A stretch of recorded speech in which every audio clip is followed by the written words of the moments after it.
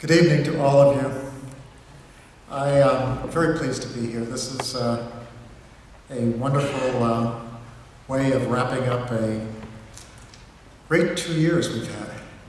I think that looking back over the election, I don't know about you, but for me, since the 60s, the last 2 years have been the best.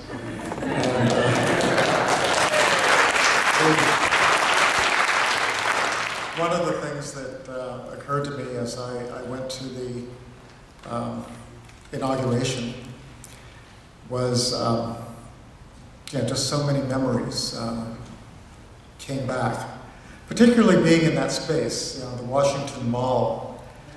I'll remember it for the rest of my life because my wife, who's sitting over there, fell down and broke her arm and was the only person who watched Obama's speech with a broken arm. But apart from that, I realized that space had been such an important part of my life since 1963 when I was at the March on Washington. And the evening before the inauguration, I went over to the Lincoln Memorial just to reflect on all the things that have happened with me and the country during the last 45 years. And it really is an amazing thought that back then we were protesters.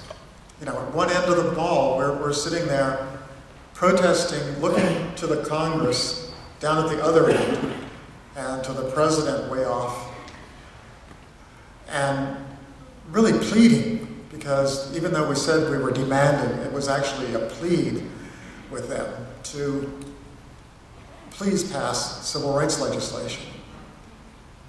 And, at that point, of course, we were so much younger, as well as far less powerful then. And when we looked at the Congress, at that point there were 5 black members of Congress. If you looked over at the White House, there were no black people who had ever served in the cabinet. There had been no black people who had ever served in the Supreme Court. And it's easy to overstate the importance, but it is very significant that here we came back and we were at the other end of the mall this time. At least some of us made it to the other end of the mall.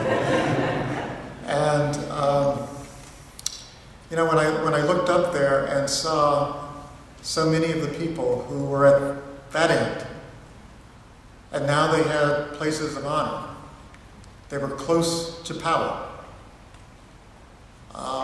They were watching an African American inspired by Martin Luther King becoming president of the United States.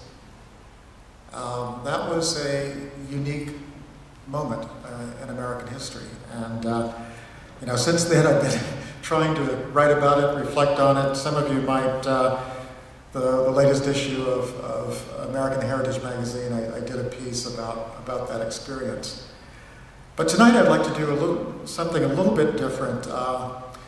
The American Heritage piece had a lot to do with the comparison of the oratory of Obama and King and how they interact with each other in such interesting ways. And that kind of led me to look through Obama's speeches. And one of the things I find so amazing is that here's this person running for president, and he's being described as someone who is post-racial, transracial, whatever. And yet, when you look closely at his speeches, that's the major theme, is race. It becomes so obvious. And for example, one of his earlier speeches in the campaign back in 2007, 2 years ago, it was at the commemoration of the 1965 Selma to Montgomery March. And some of you might remember that he got criticized for that speech because he certainly misstated reality when he attributed his biracial birth in 1961 to the 1965 March. But as often the case with him, he was probably onto something very meaningful, at least more meaningful than his mangled chronology. Now, I don't think that he's immune to the affliction of political inanity, that happens to even the best of politicians. But I think for the main, his oratory reflects or exhibits a subtle, seemingly intuitive sense of history, especially the history of America's enduring racial dilemma. Now, his mother and father undoubtedly produced their child without help from the brave people who later marched across Selma's Edmund Pettus Bridge. But I think he was expressing a deeper truth when he told the veterans of that campaign, "I'm here because somebody marched." I think if we grant that he was using Selma as a metaphor or a symbol for this historic transformation of American race relations that occurred in the 1960s, I think his statement gains credibility and it displays subtle insights. But the relationship between the landmark civil rights legislation and his presidency is by no means straightforward. The Voting Rights Act of 1965 set in motion a profoundly important transformation of American politics by making possible this dramatic increase in black electoral participation and in the number of black elected officials in the South.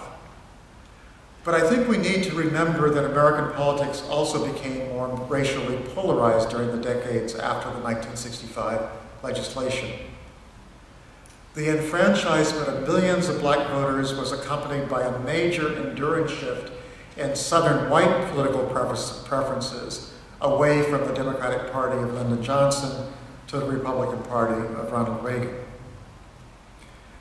Obama is doubtless aware that in every presidential election since 1964, the majority of African American candidates, voters, have supported Democratic candidates, while the majority of white voters have supported Republican candidates. And this contrast of political preferences has been most pronounced in the South. And Obama did little to change this. Newly enfranchised Southern black voters in the Southern states have generally found that their votes have had little impact at the statewide or national level. In the 2008 election, Obama's overwhelming support among Southern blacks produced narrow victories in Virginia and North Carolina, states, by the way, where the Voting Rights Act of 1965 has minimal impact. But in other states further to the south, where it did have a great impact, black Obama voters were more than offset by the overwhelmingly anti-Obama white vote. I should add, in saying this, that Obama would not have succeeded in his primary campaign if not for the fact that white Southerners generally do not vote in Democratic primaries, while black voters do. But far more crucial to Obama's victory in the general election was another less noted but nonetheless historic event of 1965, that is the passage of new immigration legislation that removed preferences for European immigrants.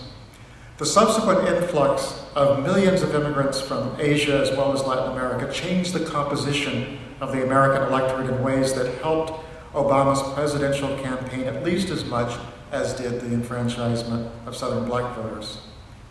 Immigration reform was not accompanied by marches and protests for the most part, but the strong support Obama received from Asian Americans and Latinos in the 2008 election was crucial, in part because Asian and Latino voters together outnumber black voters. And they are more likely to live in states where they can become part of Democratic electoral majorities in presidential elections, rather than share the fate of many Southern blacks who have for decades remained affiliated with a minority party at the statewide level.